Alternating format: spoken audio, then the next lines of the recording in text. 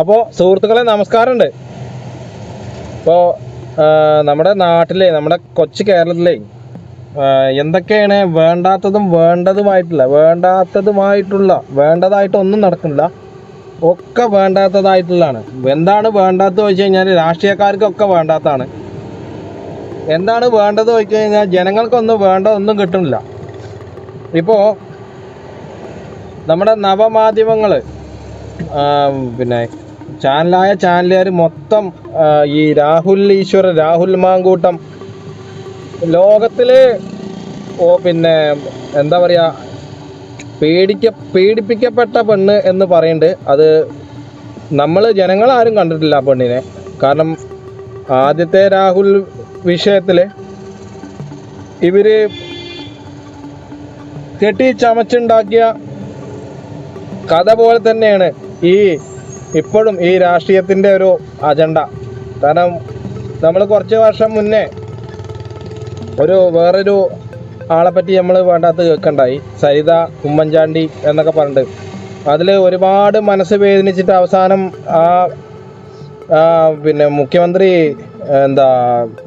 കോടതിയോട് പറഞ്ഞു, ഞാൻ നിസ്സഹായനാണ്, എന്നെ ആര് എന്ത് വേണമെന്നും പറഞ്ഞോട്ടെ, എനിക്കൊരു കുഴപ്പമില്ല, ഞാൻ തെറ്റിൻ്റെ വഴിയിലൂടെ പോയിട്ടില്ല എന്നൊക്കെ നമ്മുടെ മുന്നിൽ അയാൾ പറഞ്ഞിട്ടുണ്ടായിരുന്നു. ആ വാക്കും പോലും നമ്മൾ ചെവി കൊള്ളാതെ നമ്മൾ പിണറായി വിജയൻ എന്ന നീലക്കുറുക്കനെ നമ്മൾ നെഞ്ചിലേറ്റി, എന്നിട്ട് നമ്മൾ കേരളത്തിന് അത് തരും ഇത് തരും എന്നൊക്കെ നമ്മൾക്ക് വാഗ്ദാനങ്ങൾ ചെയ്ത് മറ്റുള്ള ആളുകളെ പോലും കുറ്റം പറഞ്ഞിട്ട് അവസാനം ഇതിപ്പോൾ എന്താണ് അവസാനം ഉണ്ടായി ചോദിച്ചു കഴിഞ്ഞാൽ അപ്പോൾ നിങ്ങൾക്ക് മനസ്സിലായില്ലേ.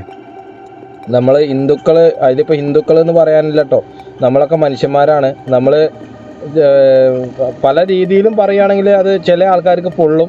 പക്ഷേ ഞാൻ പൊള്ളിക്കാനുള്ള വർത്താനൊന്നും പറയുന്നില്ല. പക്ഷേ നമ്മളൊക്കെ ഒരേ ഭാരതീയരാണ്, നമ്മൾ കേരളീയരാണ്. നമ്മളതൊക്കെ ഓർമ്മ വേണം. നമ്മളിപ്പോൾ ഈ രാഷ്ട്രീയം എന്ന് പറഞ്ഞാൽ ഓരോ ആളുകൾക്കും വന്നു പോവാനുള്ള ഒരു കപട വേദിയാണ്. അതിപ്പോൾ എങ്ങനെയെന്ന് നമ്മൾ പ്രത്യേകിച്ച് പറയേണ്ട ആവശ്യമില്ല.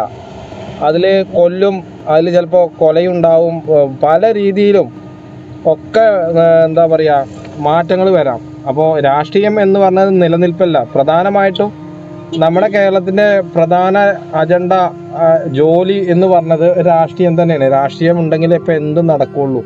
അപ്പോൾ ആ ഒരു സംഭവമാണ് ഇപ്പോൾ ഈ ഓരോ നിലയിലേക്കും, അതിപ്പോൾ LDF ആയിക്കോട്ടെ, BJP ആയിക്കോട്ടെ, കോൺഗ്രസ് ആയിക്കോട്ടെ, എല്ലാ തരത്തിലും ഇപ്പോൾ അങ്ങനെ വന്നുകൊണ്ടേ ഇരിക്കുന്നത്. അപ്പോൾ നമ്മളിപ്പോൾ ഉള്ളത് നൊട്ടമല കാരാകുറിച്ചി എന്ന് പറയുന്നത് കാഞ്ഞിരപ്പുഴ പഞ്ചായത്തിലാണ്. അപ്പോൾ ഇതിലിപ്പോൾ പറയുന്നത് എന്താ വെച്ച് കഴിഞ്ഞാൽ, നമ്മളിപ്പോൾ പറഞ്ഞുകൊണ്ടിരിക്കുന്നത് എന്താ വെച്ച് കഴിഞ്ഞാൽ, ഈ TV തുറന്നാൽ മാധ്യമങ്ങൾ തുറന്നു കഴിഞ്ഞാൽ മുഴുവനായിട്ടും വരുന്നത് എന്താ വെച്ച് കഴിഞ്ഞാൽ രാഹുൽ മാങ്കൂട്ടം എന്ന് മാത്രമേ വരുന്നുള്ളൂ. അപ്പോൾ ഇതൊന്നും മാറ്റി പറയാൻ നമുക്ക് ഈ കഴിയില്ലേ, ജനങ്ങൾക്ക് ഒത്തൊരുമിച്ചിരുന്ന് കഴിയില്ലേ എന്നാണ് ഞാൻ ചോദിക്കുന്നത്. കാരണം ഈ രാഹുൽ അല്ലാതെ, അല്ലെങ്കിൽ ഈ പിന്നെ ഈ വ്യഭിചാര കഥകൾ മുഴുവനായിട്ടും ഈ ഗർഭ ആശയത്തിൻ്റെ അങ്ങനെ ഓരോന്ന് ന്യൂസ് റീഡർമാർ എന്താണോ വായിക്കുന്നത് അത് തന്നെയാണ് ജനങ്ങളുടെ കാതുകളിലേക്ക് എത്തിക്കൊണ്ടേ ഇരിക്കുന്നത്. ശരിക്കും പറയുകയാണെങ്കിൽ ഇതിങ്ങനെ വിട്ടിട്ടുണ്ടെങ്കിൽ, അല്ലെങ്കിൽ ഈ മാധ്യമങ്ങളെ ഈ രീതിയിൽ ജനങ്ങൾ ഒന്ന് കൈകാര്യം ചെയ്യേണ്ട അവസ്ഥയിലേക്ക് എത്തിയിരിക്കുന്നുണ്ട്. കാരണം എന്താ വെച്ച് കഴിഞ്ഞാൽ നമ്മുടെ കേരളത്തിൽ എന്തൊക്കെ കുറവിൻ്റെ സാധ്യതകൾ ഉണ്ട് എന്ന് ഇവർ പറയുന്നില്ല. ഓരോ തരത്തിലും കേരളത്തിലെ ജനങ്ങളെ മൊത്തത്തിൽ എന്താ പറയുക അടിച്ചമർത്തപ്പെടാനുള്ളൊരു സാധ്യതയാണ് കാണുന്നത്. അത് അധികാരികൾ എങ്ങനെ ആയിക്കോട്ടെ. ഇപ്പോൾ നമ്മൾ ഇന്നലെ കണ്ടിട്ടുള്ളൊരു വാർത്ത, മോഡി ജയിക്കാൻ വേണ്ടിയിട്ട് 10,000 രൂപ വാങ്ങിയിട്ട് അവസാനം ആ 10,000 രൂപ വാങ്ങിയ ആളുകളെ വീടുകൾ മൊത്തം ഇടിച്ച് പൊളിച്ച് നിരത്തിക്കണ ഒരു വീഡിയോ നമ്മൾ കണ്ടിട്ടുണ്ടാവും. പക്ഷേ നമ്മുടെ കേരളത്തിലല്ലല്ലോ, അതുകൊണ്ട് സമാധാനിക്കാം. അതങ്ങനെയാണ് നമ്മുടെ കേരളത്തിൻ്റെ അവസ്ഥ. കേരളത്തിലൊന്നും വരില്ലല്ലോ, അതൊക്കെ പുറത്തല്ലേ എന്നാണ് ഇവിടെയുള്ള ആൾക്കാരെ വിചാരം. പക്ഷേ അവിടെ നടന്നാൽ അത് ഇവിടെ നടക്കും. അത് നിങ്ങൾ ചിന്തിക്കണം. പണ്ട് കൊറോണ വന്ന പോലെ അവിടെ എന്തുണ്ടായോ അത് ഇവിടെ എത്തും. അപ്പോൾ ഈ മാധ്യമങ്ങൾ കാരണം ഇപ്പോൾ രാവിലെ എണീക്കുമ്പോൾ തന്നെ നെഗറ്റീവ് വാർത്തയാണ് കേൾക്കുന്നത്. നെഗറ്റീവ് വാർത്ത കേട്ട് കഴിഞ്ഞാൽ പിന്നെ അന്നത്തെ കാര്യം പറയണ്ടല്ലോ. KTDC ഹോട്ടൽ 9.5 മീറ്റർ അപ്പോൾ അങ്ങനത്തെ ഒരു അവസ്ഥ വരും. കാരണം ഇത് കൂടുതലും ഇപ്പോൾ യുവതികൾ എത്ര പേരാണ് ഡിഗ്രി, പിന്നെ MBBS, BBC, CNN, അങ്ങനെ ഡിസ്കവറി ചാനൽ പഠിച്ച ഇഷ്ടംപോലെ ആളുകളുണ്ട്. ഇവർക്കൊന്നും ജോലി ഇല്ലാതെ തേരാപാര നടന്നുകൊണ്ടിരിക്കുകയാണ്. അതിൻ്റെ ഇടയിൽ ചില ആളുകൾ പൈസയ്ക്ക് വേണ്ടിയിട്ട് കള്ളക്കടത്ത് ചെയ്യും. കള്ളക്കടത്ത് പറഞ്ഞാൽ ഈ കള്ളക്കടത്ത് ചെയ്യാൻ പ്രേരിപ്പിച്ച ആൾക്കാർ തന്നെ ഒറ്റി കൊടുക്കും. അപ്പോൾ അങ്ങനെയൊക്കെ ഉണ്ടാവുന്ന അവസ്ഥയിലാണ് കൂടുതൽ നമ്മുടെ കോടതിയിൽ കേസുകൾ ഇങ്ങനെ വന്ന് കെട്ടിക്കൂടി കൊണ്ട് കടന്ന് ഇരിക്കുന്നത്. ഇതിലിപ്പോൾ ഞാൻ വേറൊരു കാര്യം പറ്റേ, പോലീസ് എന്ന് പറഞ്ഞാൽ നമ്മുടെ കേരളത്തിലെ ഏറ്റവും വലിയ, കേരളത്തിലെ എന്ന് മാത്രമല്ല കേട്ടോ, എനിക്ക് തോന്നുന്നത് നമ്മുടെ ഇന്ത്യയിലെ തന്നെ ഏറ്റവും മികച്ച ഒരു സേന എന്ന് പറഞ്ഞാൽ പോലീസ് സേന തന്നെയാണ്, കേരള പോലീസ് തന്നെയാണ്. അതിൽ എത്രയോ നല്ലവരായ മിടുക്കന്മാരായ ഉദ്യോഗസ്ഥന്മാരുണ്ട്, നല്ലവരായ ഉദ്യോഗസ്ഥന്മാരുണ്ട്. മനസാക്ഷിക്ക് നിരക്കാത്ത കാര്യങ്ങൾ ചെയ്യാത്ത ഉദ്യോഗസ്ഥന്മാർ നമ്മുടെ കേരള പോലീസിലുണ്ട്. പക്ഷെ അവരെ കൂടി എന്താ പറയുക, അങ്ങോട്ട് ആകെ മനസാന്നിധ്യമില്ലാത്ത രീതിയിലുള്ള പെരുമാറ്റം ഒക്കെയാണ് ഇവർ ഉദ്യോഗസ്ഥന്മാരാക്കണത്. ഏത് പോലീസിനേക്കാളും വലിയ ഉദ്യോഗസ്ഥന്മാരുണ്ടാവുമല്ലോ. അപ്പോൾ അവരാണ് ശരിക്ക് ഈ കേരളത്തിനെ നശിപ്പിക്കുന്നത്. കാരണം അവർക്ക് കിട്ടാനുള്ള പൈസ അല്ലെങ്കിൽ ശമ്പളം എല്ലാതും ജനങ്ങളെ ആയിട്ട് കൊടുക്കുന്നുണ്ട്. അപ്പോൾ ഇതൊന്നും തികയാത്തത് പറഞ്ഞാൽ ഇവർക്ക് കൈക്കൂലി ഇതിനേക്കാളും ശമ്പളത്തെക്കാളും കൂടുതൽ കിട്ടുന്നുണ്ട്. അതൊക്കെ നമ്മുടെ ജനങ്ങൾക്ക് അറിയാം. അപ്പോൾ ഇപ്പോൾ ഓരോരോ നിയമങ്ങൾ കേന്ദ്ര സർക്കാർ ഇങ്ങനെ കൊണ്ടുവരികയാണ്.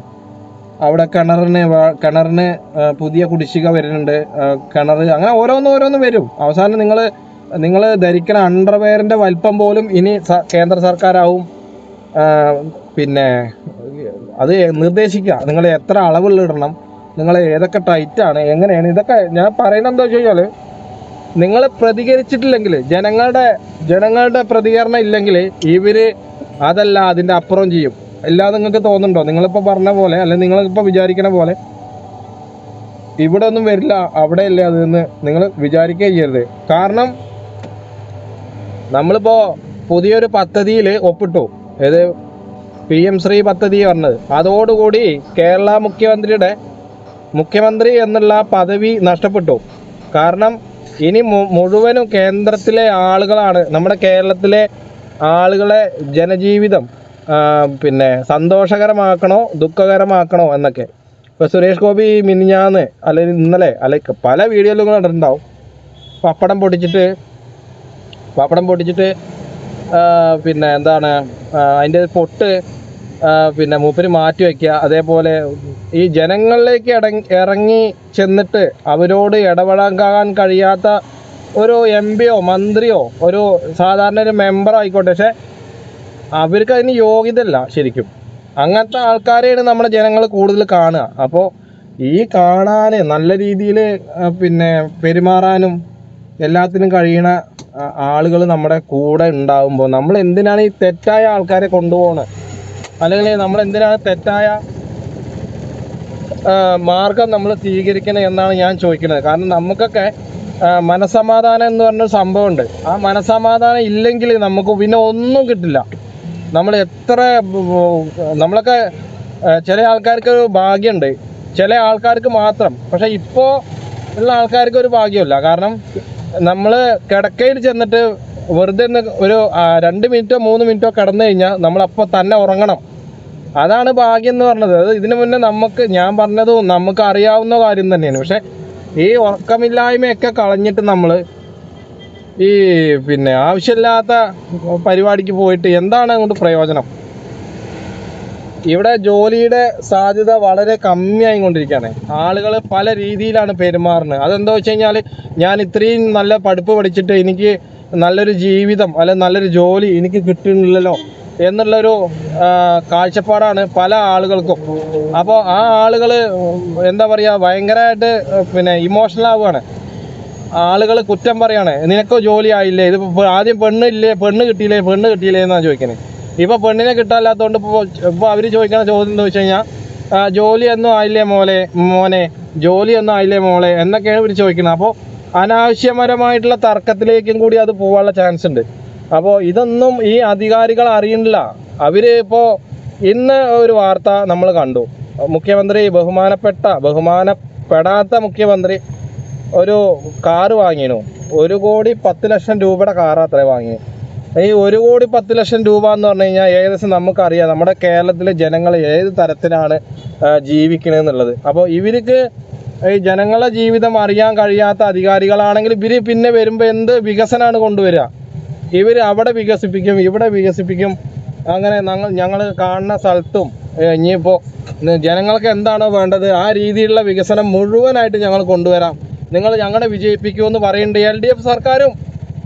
ഇനിയിപ്പോൾ വരാൻ പോണ ഏത് പാർട്ടിക്കാരാണെങ്കിലും അവർ വികസനം കൊണ്ടുവരണമെങ്കിൽ ഞങ്ങളെ വിജയിപ്പിക്കണം എന്ന് പറഞ്ഞത്. പക്ഷെ ഇവര് ഇപ്പം നമ്മുടെ ഈ LDF ആണ് ഇപ്പം ഇത്രയും കാലം ഭരിച്ചുകൊണ്ടിരുന്നത്. ഈ LDF സർക്കാർ തന്നെ എന്തൊക്കെ വികസനമാണ് ഈ കേരളത്തിൽ കൊണ്ടുവന്നിട്ടുള്ളത്? റോഡിൻ്റെ കാര്യത്തിലാണെങ്കിൽ എടുത്ത റോഡൊക്കെ ഒരു മാസത്തിൻ്റെ ഉള്ളിൽ പൊട്ടിപ്പൊളിഞ്ഞു വീഴുകയാണ്. അതാണ് വികസനം. പിന്നെ ഈ മുഖ്യമന്ത്രി ഇപ്പോൾ എത്രയോ യാത്രകൾ നടത്തിയിട്ടുണ്ട് വിദേശത്തേക്ക്. എത്രയോ ലക്ഷം കോടി രൂപയുടെ കടം ഉണ്ടാക്കിയിട്ടാണ് ഇയാൾ യാത്ര ചെയ്യുന്നത്. അപ്പോൾ അവിടെ വികസന നായകൻ എന്ന് പറയാൻ എന്താ ഉള്ളത്? ഇപ്പോൾ സമൻസ് അയച്ചെന്ന് പറഞ്ഞു, ED സമൻസ് അയച്ചെന്ന്. ഈ സമൻസ് അയക്കാന്ന് പറഞ്ഞു കഴിഞ്ഞാൽ അയാൾ കള്ളത്തരം ഉണ്ടാവും കൊണ്ടല്ലേ ഈ കേന്ദ്ര സർക്കാർ ഇവർക്ക് നോട്ടീസ് അയച്ചത്. അല്ലാതെ വെറുതെ ഒരാൾ നോട്ടീസ് അയക്കുമോ? പണ്ടൊക്കെ ആയിരുന്നെങ്കിൽ നമുക്ക് പ്രേമലേഖനാണ് എന്ന് പറഞ്ഞെങ്കിൽ നമുക്ക് അത് വായിക്കായിരുന്നു. അപ്പോൾ ഇപ്പോൾ ED സമൻസ് അയക്കുക പറഞ്ഞു കഴിഞ്ഞാൽ ബാക്കിയുള്ള കേസുകളൊക്കെ തെളിയും. അപ്പോൾ ഏതെങ്കിലും മന്ത്രി കസേരയിൽ ഇരിക്കുമ്പോൾ, ആ അധികാരത്തിലിരിക്കുമ്പോൾ ഏതൊരാളെടുത്തും, അല്ലാതെ മാധ്യമങ്ങളായിക്കോട്ടെ ആളോടും ചിരിക്കാതിരുന്നിട്ടുണ്ടോ? ഇല്ല. ഏതൊരു മന്ത്രി ഇപ്പോൾ ഈ 10 വർഷത്തിൻ്റെ കാര്യമായിട്ടാണ് പറഞ്ഞത്.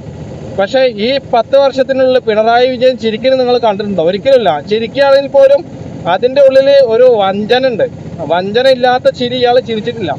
അത് ഏതൊരു വാർത്താ സമ്മേളനം ആയിക്കോട്ടെ, ഏതൊരു ഉദ്ഘാടനത്തിൽ പോയിക്കോട്ടെ, എന്തായാലും അത് ചിരിക്കാതെ അയാളെ കൊണ്ട് ഒന്നിനും കഴിയില്ല, ഉറപ്പാണ്. അപ്പോൾ അയാളൊന്നും സമാധാനമായിട്ട് ഉറങ്ങിയിട്ടുണ്ടാവില്ല. പിന്നെ ഈ ഞാൻ ആദ്യം പറഞ്ഞ പോലെ രാഹുൽ മാങ്കൂട്ടത്തിൻ്റെ നീക്കങ്ങൾ അറിയാൻ വേണ്ടിയിട്ടാണ്. ഞങ്ങൾക്ക് രാഹുൽ മാങ്കൂട്ടം എവിടെ പോയെന്നും ഈ ജനങ്ങൾക്ക് അറിയണ്ട. അതൊക്കെ പിന്നെ നോക്കാനും ഇവിടെ വേറെ ആൾക്കാരുണ്ട്. ഇത് നിങ്ങൾ തമ്മിൽ മാത്രം പറഞ്ഞ് സംസാരിച്ച് ഒതുക്കേണ്ട കാര്യം ഈ എന്തിനാ ഈ ജനങ്ങളിലേക്ക് എത്തിക്കണേ? അതാണ് ഞാൻ ചോദിക്കണത്. കാരണം ജനങ്ങൾ എന്ത് പഠിച്ചു? ഇത് പിന്നെ ഒരുമാതിരി മറ്റേത്തെ പരിപാടി നിങ്ങൾ കാണിക്കരുത്. കാരണം ഇവിടെ ജനങ്ങൾ ആകെ എന്താ പറയുക, ബുദ്ധിമുട്ടി ആകെ നടക്കുകയാണ്. അതിൻ്റെ ഇടയിൽ നിങ്ങൾ ഓരോ തരത്തിലുള്ള വാർത്തകൾ കൊടുത്തിട്ട് ആൾക്കാരെ തെറ്റിദ്ധരിപ്പിക്കരുത്. ഇപ്പോൾ കുറച്ച് നേരെ നല്ല വെളിച്ചമുണ്ടായിരുന്നു, ഇപ്പം നല്ല ഒരു മൂടൽ. മഴ പെയ്യാനും പെയ്യാതിരിക്കാതിരിക്കാനും സാധ്യത ഉണ്ട്. എന്തായാലും മഴ പെയ്യില്ല. അപ്പോൾ ഇതൊക്കെയാണ് നമ്മുടെ കേരളത്തിലെ അവസ്ഥകൾ. അപ്പോൾ ഞാൻ എൻ്റേതായൊരു അഭിപ്രായം പറയാം. ഈ വാർത്താ മാധ്യമങ്ങളോടത്ത് മലരുകളടുത്ത് ഞാൻ പറയുന്ന കാര്യം, നിങ്ങൾ ഈ നെഗറ്റീവ് വാർത്തകൾ ഒരിക്കലും വിടരുത് കേട്ടോ. കാരണം എന്താ വെച്ച് കഴിഞ്ഞാൽ അത് വല്ലാത്തൊരു ഇറിറ്റേഷനാണ് ഞങ്ങൾക്ക്, ഈ ജനങ്ങൾക്ക്. കാരണം നിങ്ങൾ വേറെ എന്തൊക്കെ കാര്യങ്ങൾ നമ്മുടെ ഈ കേരളത്തിൽ ചർച്ച ചെയ്യാൻ ഇഷ്ടംപോലെ കാര്യങ്ങളുണ്ട്. പക്ഷെ അതൊന്നും ചർച്ച ചെയ്യാതെ നിങ്ങൾ പിന്നെ അവിടെ വ്യഭിചാരം നടത്തി, ഇവിടെ വ്യഭിചാരം നടത്തി, അത് നിങ്ങൾ തമ്മിൽ തന്നെ ഇഷ്ടംപോലെ മാധ്യമങ്ങളുണ്ടല്ലോ, അത് ആൾക്കാരുടെ അടുത്ത് തന്നെ നിങ്ങൾ സ്വയം പറഞ്ഞിട്ട് നിങ്ങൾ തന്നെ വാർത്തകൾ കാണുക. എന്തായാലും ഒരു സ്ത്രീ പറയണ്ടായി, വീട്ടിലിപ്പോൾ TV തുറക്കാൻ പറ്റില്ല എന്ന്. കാരണം അനങ്ങിയ ഈ രാഹുലിൻ്റെ കാര്യം പറയാനേ ഉള്ളൂ വാർത്താക്കാർക്ക്. വേറെ ഇവർക്ക് ഒന്നും രാവിലെ തന്നെ വായിൽ കിട്ടില്ല, വൈകുന്നേരം വരെ ഇത് തന്നെയാണ് പറഞ്ഞുകൊണ്ടേ ഇരിക്കണമെന്നാണ് പറയുന്നത്. അപ്പോൾ അത്രയും വെറുത്ത് പോയിരുന്നു. കൂടുതൽ റിപ്പോർട്ടർ ചാനലിലാണ് പറയണത്. അതേപോലെ ആദ്യമൊക്കെ റിപ്പോർട്ടർ ചാനൽ നമുക്ക് ഭയങ്കര ഇഷ്ടമായിരുന്നു. കാര്യം എന്താ വെച്ച് കഴിഞ്ഞാൽ നല്ല പെട്ടെന്ന് വാർത്തകൾ കിട്ടും. അത് നല്ല രീതിയിലുള്ള വാർത്തകളായിരുന്നു കൊണ്ട് അവർ പോയിരുന്നത്. പക്ഷെ പിന്നീട് അങ്ങോട്ട് മൊത്തം ആ മരമുറി കേസിന് ശേഷം ഇവർ മൊത്തത്തിൽ സർക്കാരിൻ്റെ കള്ളക്കളികൾക്ക് ഒപ്പം നിൽക്കുന്ന വാർത്തകളാണ് ഇവർ വായിക്കുക. അപ്പോൾ ഇവർക്ക് സർക്കാർ നല്ല ശമ്പളം കൊടുക്കുന്നുണ്ടാവാൻ സാധ്യതയുണ്ട്. അല്ലാതെ ഇപ്പോൾ ഇവരെ ചാനൽ മാത്രം ആദ്യം ഇത്ര റേറ്റിങ്ങിൽ പോവില്ല എന്നൊക്കെയാണ് എനിക്ക് തോന്നുന്നത്. കാരണം ഇപ്പം പൊതുവെ കൈക്കൂലിയാണ് എല്ലാത്തിൻ്റെയും അടിസ്ഥാനം, പണം. അപ്പോൾ സാധാരണ നമ്മളിപ്പോൾ 30 റുപ്യ എവിടെയെങ്കിലും കൊടുക്കുകയാണെങ്കിൽ 40 കൊടുക്കുക വെച്ചാൽ കുഴപ്പമില്ല, സന്തോഷം, മുഖത്തൊരു പുഞ്ചിരി വിരിയും. അപ്പോൾ 30 റുപ്യയുടെ ഓട്ടം കിട്ടിയിട്ട് 40 നീ വെച്ചോ എന്ന് പറയുമ്പോൾ നമുക്കൊരു വല്ലാത്തൊരു എന്താ പറയുക, ഒരു സന്തോഷം തന്നെയാണ്. അതേപോലെയാണ് ഇപ്പോൾ എല്ലാ തരത്തിലും കൈക്കൂലിയും കൊണ്ട് നിൽക്കാൻ വയ്യാന്ന് പറയില്ലേ. ഇപ്പോൾ ഈ കൈക്കൂലി കാരണം പല രീതിയിലുള്ള അവസ്ഥകൾ വന്നിട്ടുണ്ട്. കാരണം പ്രത്യേകിച്ച് പറയണ്ട, എന്നാലും നിങ്ങൾക്ക് അറിയാമെന്ന് ഞാൻ വിചാരിക്കണം. ഇനിയിപ്പോൾ ഈ സർക്കാർ വന്നിട്ട് എന്ത് വികസനമാണ് നിങ്ങൾക്ക് തരിക എന്നുള്ളത് കൂടി നിങ്ങൾ ചോദിക്കണം. പക്ഷേ വേറൊരു കാര്യമുണ്ട്, ചോദിക്കുമ്പോൾ അവർ മുണ്ട് പൊക്കി കാണിക്കുക, തെറി പറയുക, അമ്മേനെയും അച്ഛനെയൊക്കെ പറയുക, അങ്ങനെ പല വീഡിയോയിലും കണ്ടിട്ടുണ്ട്. LDFൻ്റെ കാര്യം തന്നെയാണ് പറഞ്ഞത്. പക്ഷേ ഇവിടെ UDFൻ്റെ പ്രധാന ഇതെന്താ വെച്ച് കഴിഞ്ഞാൽ അവർക്ക് പറയാനുള്ള ഒരു ചാൻസ് കിട്ടുന്നില്ല. കാരണം മൊത്തത്തിൽ ഇവർ തന്നെ നാട്ടിച്ചു. പിന്നെ ഇനി രാഹുൽ മാങ്കൂട്ടത്തിൻ്റെ കാര്യം പറയുകയാണെങ്കിൽ, ഈ രാഹുൽ മാങ്കൂട്ടം ഇപ്പോൾ ഒളിവിലാണ് എന്ന് വാർത്താക്കാർ പറയുന്നുണ്ട്. നമുക്കറിയില്ല. നമ്മുടെ ഈ കേരളത്തിലെ ജനങ്ങൾ കാണാൻ, സാധാരണക്കാരുടെ കാര്യം പറഞ്ഞത്, സാധാരണക്കാരായ ആൾക്കാർ എന്തായാലും രാഹുൽ മാങ്കൂട്ടം എവിടെയാണ് ഒളിച്ചിരിക്കുന്നതെന്ന് നമുക്കറിയാൻ വഴിയില്ല. പക്ഷേ ഈ വാർത്താ മാധ്യമങ്ങളിൽ ചില ആൾക്കാർക്ക് അറിയാം, അത് അവർ പറയില്ല. കാരണം ഈ രാഹുലിനെ ഇനിയിപ്പോൾ അറസ്റ്റ് ചെയ്തു, പിടിച്ചു, അപ്പോൾ എന്തായിരിക്കും അവസ്ഥ? കാരണം പിന്നെയും ശബരിമല വിഷയം കുത്തിപ്പൊക്കും. അപ്പോൾ ഇവർക്ക് എന്താണ് വേണ്ടത് വെച്ച് കഴിഞ്ഞാൽ പുതിയൊരു വാർത്ത കണ്ടൻറ്റാണ് ഇവർക്ക് വേണ്ടത്. പിന്നെ ഞാൻ വേറെ ഒരു കാര്യം കൂടി പറയാം. കാൽനട യാത്രക്കാർക്ക് നമ്മൾ പ്രത്യേക മുൻഗണന കൊടുക്കണം. ഇല്ലെങ്കിൽ നമുക്ക് 2000 രൂപ ഫൈനാണ് മോട്ടോർ വാഹന വകുപ്പ് പിഴ ഈടാക്കുക എന്നുള്ളത് വന്നിട്ടില്ല. പക്ഷെ എന്നിരുന്നാലും അവർ അങ്ങനത്തെ ഒരു നീക്കം കൂടി കൊണ്ടുണ്ട്. അത് നല്ലൊരു കാര്യമാണ്. കാരണം റോഡിൽ കാൽനട യാത്രക്കാർക്ക് മുൻഗണന കൊടുത്തിട്ടില്ലെങ്കിൽ നിങ്ങൾക്ക് ഫൈന് വരാൻ ചാൻസ് ഉണ്ട്. അതേപോലെ തന്നെ ലൈസൻസ് 6 മാസത്തേക്കോ ഇല്ലെങ്കിൽ 1 വർഷത്തേക്കോ സസ്പെൻഡ് ചെയ്യും. അപ്പോൾ നിങ്ങൾ റോഡിൽ മര്യാദ പാലിക്കുക. നമ്മളിപ്പോൾ കാണാത്തത് കുറേ കണ്ടു എന്ന് പറഞ്ഞ പോലെ റോഡിൻ്റെ കാര്യത്തിൽ നിങ്ങൾ വളരെ പെർഫെക്റ്റായിട്ട് തന്നെ പോകണം. ഈ ചേട്ടന് കുറേ നേരമായി ഇങ്ങനെ എന്താ പറയുക, തപ്പി താറാവ് നടക്കണ മാതിരി ഇങ്ങനെ നടക്കുന്നുണ്ട്, എന്തോ നമുക്കറിയില്ല. അപ്പോൾ അങ്ങനെ കുറേ ആൾക്കാരുണ്ട്. നിങ്ങൾ എവിടേക്ക് ഇറങ്ങുകയാണെങ്കിലും ഒരു 5 മിനിറ്റ് നേരത്തെ ഇറങ്ങുക. കാരണം നമുക്ക് എപ്പോഴും അറിയാവുന്ന കാര്യം തന്നെയാണ്, നഗരമാകുമ്പോൾ അത്യാവശ്യം റോഡിൻ്റെ ട്രാഫിക് ബ്ലോക്കും പല രീതിയിലുള്ള സാഹചര്യങ്ങളൊക്കെ വരും. അതുകൊണ്ട് എവിടേക്ക് ഇറങ്ങുകയാണെങ്കിലും, ഇനിയിപ്പം നിങ്ങൾ മരിക്കാൻ പോവുകയാണെങ്കിൽ പോലും നിങ്ങളൊരു 5 മിനിറ്റ് നേരത്തെ ഇറങ്ങുക. കാരണം നിങ്ങൾ മരിക്കുന്നത് പെട്ടെന്നായിക്കോട്ടെ അല്ലെങ്കിൽ വേഗമായിക്കോട്ടെ എന്നുള്ള രീതിയിലാണ് ഞാൻ പറഞ്ഞു തരുന്നത്. കാരണം ഒന്നിനെയും ശ്രദ്ധിക്കാനും മനസ്സിലാക്കാനും കഴിയാത്ത മലയാളികൾ മരിക്കുക തന്നെയാണ് ഏറ്റവും നല്ലത്. ഇവിടെ ശ്രീലങ്കയിൽ ഉണ്ടായ വെള്ളപ്പൊക്കം, ചുഴലിക്കാറ്റ്, അത് നമ്മുടെ കേരളത്തിലൊന്നും അടിച്ചിട്ടുണ്ടെങ്കിൽ ആലോചിക്കാം. കേരളം നശിക്കാനല്ല കേട്ടോ, ഒന്നും കൂടി മനസ്സിലാക്കാൻ. കാരണം കുറേ കാര്യങ്ങൾ അങ്ങനെ വെച്ചാൽ പറയാണ്ട്, പക്ഷെ അതൊന്നും പറയാതിരിക്കുകയാണ് നല്ലത്. അപ്പോൾ പരമാവധി നിങ്ങൾ ഈ ചാനലിൽ വാർത്തകളൊന്നും മാറ്റിയിട്ട്, നമ്മുടെ കേരളത്തിലെ ഒരുപാട് ജനങ്ങൾ, യുവാക്കൾ പല രീതിയിലും നടക്കുന്നുണ്ട്. അതിപ്പോൾ ഏത് രീതിയിലാണെന്ന് നമ്മൾ പ്രത്യേകം എടുത്ത് പറയണ്ട.